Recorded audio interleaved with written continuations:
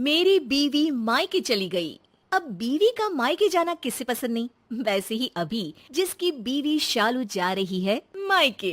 अरे शालू, कितनी देर हो रही है, जल्दी चलो ना, मैं बाहर जाकर कार स्टार्ट कर रहा हूँ, ट्रेन ना छूट जाए। अरे यार क्या है, जब से सुने हो कि मैं मायके जा रही हूँ ज्यादा ही एक्टिव नजर आ रहे हो। अभी तो सिर्फ 11 बज रहे हैं, ट्रेन तो शाम के 7 बजे की है। लेकिन कहीं ट्रैफिक जाम ना हो रास्ते में। अरे यार 15 मिनट का रास्ता नहीं है स्टेशन का, और तुम इतनी जल्दी स्टेशन जाने की बात कर रहे हो। पति खैर क्या करता, मन महसूस के बैठ जाता है सोफे पर, घड़ी की ओर टिकटिकी लगाए, और फिर वो घड़ी आ ही जाती है। अब क्या बर्फ बनकर जमे पड़े हो, चलो ना स्टेशन। स्टेशन में जो ट्रेन आती है वो काफी भरी हुई होती है, लेकिन अभी हट जाओ, सारे हट जाओ, इसमें मेरी शालू जाकर रहेगी। ये बोलकर अभी किसी तरह धक्का मुक्की के साथ अपनी बीवी को सीट पर बिठा देता है। Thank God. ओ मेरा स्वीटी बॉय, कितना ख्याल रखते हो तुम मेरा बेबी। पति हो तो तुम्हारे जैसा, इतनी भीड़ को चीर कर सुपरमैन की तरह अपनी बीवी को सीट पर बिठा दिया। वो ठीक है, पर ये ट्रेन कब छूटेगी? वो तो छूट जाएगी जब छूटना होगा तो। वैसे आप बताओ, पहले तो कभी ये तेजी नहीं देखी मैंने। पहले इतनी आजादी वाली फीलिंग भी तो नहीं आई ना। क्या मतलब? अरे मतलब कभी मैंने घर जाने के नाम पर इतना खुश और फ्री होते नहीं देखा ना।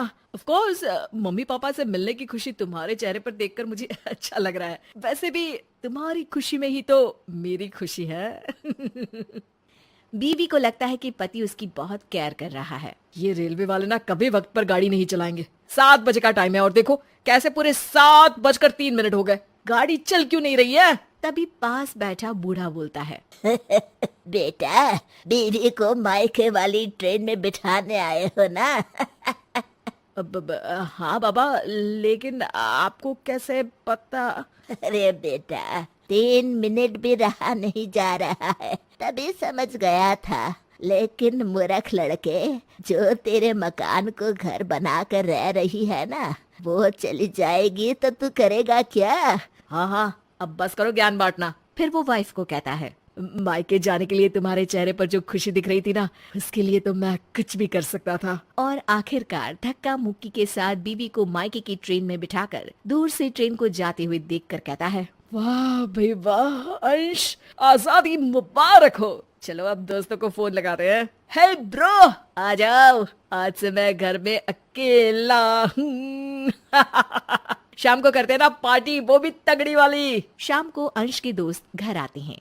वाह यार, पहले भी इतनी बार तेरे घर आया हूँ, लेकिन आज लग रहा है कि दोस्त का घर है, वरना तो। हाँ यार, मेरा भी घर बीवी से ऐसा लगता है कि किसी घर में नहीं बल्कि होटल में हूँ। हर चीज अपनी जगह, चमकता किचन, चमकता कमरा।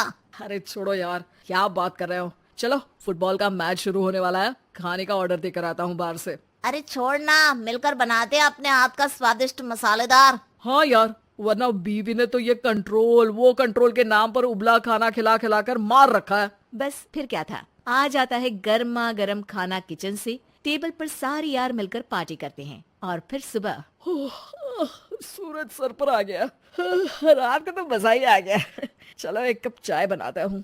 लेकिन अंश जैसे ही किचन में जाता है जोर से चिल्लाता है, ओह गॉड, इतना गंदा किचन, ये कौन साफ करेगा? जैसे तैसे वो किचन साफ करता है कि तभी उसकी बीवी का फोन आ जाता है। सुनो, मैंने ना 2 बर्तन रखे हैं, तुम ज्यादा मेहनत मत करना, बस खाना हल्का फुल्का बना लेना। मैं पड़ोस की काम वाले को फोन करके कह दूंगी, वो बर्तन धोकर जाएगी। तुम चिंता मत करो ना, मैं हल्का फुल्का काम कर लूंगा। भूख लगी है, बस नाश्ता बना लेता हूँ। देखो, दूध के साथ अंडा उबाल लेना अगर ज्यादा कुछ बनाने का मन ना हो तो। हाँ मैं बना लूंगा, तुम एंजॉय करो यार। सारा किचन साफ कर अंश नाश्ता बनाता है कि किचन फिर से गंदा हो जाता है। वो खाना खाकर किचन में आता है तो सामने फिर गंदे बर्तन दिखाई देने लगते हैं। 2-4 दिन किसी तरह बीतने पर वो कपड़े लेने के लिए अलमारी खोलता है कि हे भगवान, ये तो सारे बिखरे हैं, क्या पहनूं कुछ समझ में नहीं आ रहा है। चलो आज कपड़े ही धो देता हूँ। लेकिन कपड़े धोने के बाद अंश की कमर में दर्द होने लगता है। अये अब क्या करूँ? हाँ एक आइडिया, माँ को बुला लेता हूँ, वो कुछ मदद कर देगी।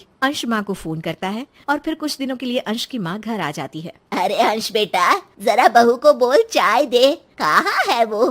अरे माँ 5 दिन से मायके है ना, अभी 5 दिन और रहेगी, तभी तो तुझे बुलाया है। अरे बेटा पहले बताना था ना। ना बाबा ना, मैं बहू के बिना यहाँ नहीं रहूंगी। मेरे बस की नहीं है तेरे काम करना। तभी तो मैं बोलूं, ये घर वो लग ही नहीं रहा है जैसा बहू रखती थी। ये बोलकर अंश की माँ भी वहाँ से चली जाती है। अंश सोचता है कि कुछ दिनों के लिए ऑफिस से छुट्टी लेकर घर पर रहता हूँ, सिर्फ घर का काम करूंगा, न बाहर के कपड़ों की जरूरत, ना लंच ना डिनर, बस घर और ढेर सारा आराम। ये बोलकर वो बॉस से छुट्टी भी ले लेता है। 1-2 दिन बीतते हैं। अरे यार, ये रहती तो सारा दिन घर की घंटी बजती रहती है, कभी कोई तो कभी कोई। इसके बिना तो घर के आसपास कुत्ता भी नहीं भटकता। इतनी बोरियत है घर के अंदर और बाहर भी। चलो चलकर पौधों में पानी ही दे देता हूँ। अंश बाहर जाता है कि पड़ोसन, अरे भाई साहब, भाभी कब आएंगी?